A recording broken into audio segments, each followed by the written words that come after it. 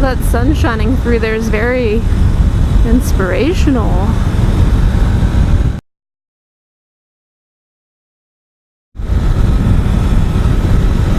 Hello guys, back here with another vlog this week, shooting the same day as I'm posting because I'm such a procrastinator, but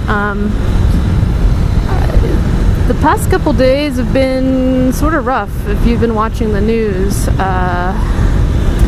There's been a white supremacist rally in Charlottesville, Virginia that was met by counter-protests by anti-fascist groups and other groups protesting the racists, and that ultimately culminated in the death of a 32-year-old woman when she was run over by one of these white supremacists with his car.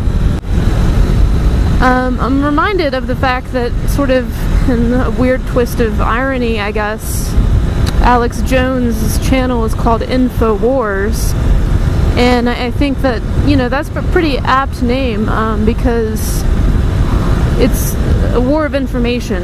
And I guess I want to talk about what you put into your own mind and how does that affect you as a person. Because when I read about this and I looked at the picture of the guy who did this, I thought to myself, you know, that could have been one of my white male friends, honestly. I'm trying to think how somebody ends up this way. And I think, you know, I could just think of some of my friends that could have ended up like this, could have ended up at a rally like this.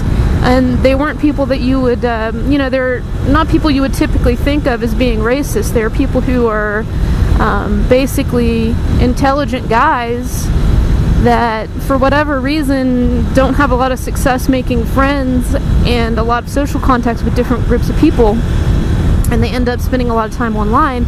And I'm just telling you guys out there right now, there are forces out there that they're fighting for your mind. They're fighting for your thoughts and for space in your mind. Like a lot of what you consume, like the web pages you visit, the news articles you read, and so on and so forth,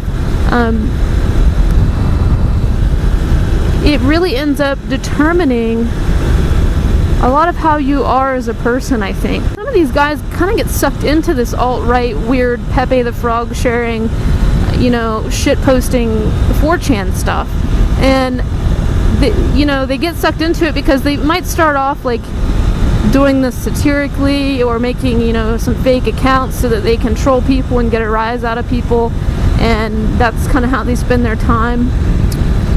But then I think it ends up, it's very insidious because you start consuming that information and you start being somebody who deals in that kind of information, and you end up thinking that way. Oh shit, the speed limit's 25 through here. That was unexpected.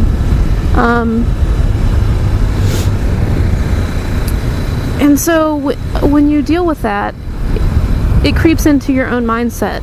And before you know it, you are now somebody who, you know, tries to rationalize away this type of racism instead of standing up against it. My sister has a saying, basically, to be mindful of your thoughts because your thoughts become your words. Be mindful of your words because your words become your actions, and be mindful of your actions because your actions become your character. Even if you think you're a decent person, you can be manipulated you can be brought in by a seductive ideology, especially if you have a feeling, if you're experiencing some kind of pain from something that you don't really identify very well, and somebody comes along and tells you, oh, well, you know what, it's because, you know, society is against white people, and, you know, you'll start to see things where things aren't if you don't correctly identify your source of pain. So just be aware of these charlatans, of these liars. I guess I'll just wrap it up by saying, you know, there is a battle going on for your mind, and you know, be careful with your mind and what you think and who you're allowing access to that, because it really does become your character. It really does.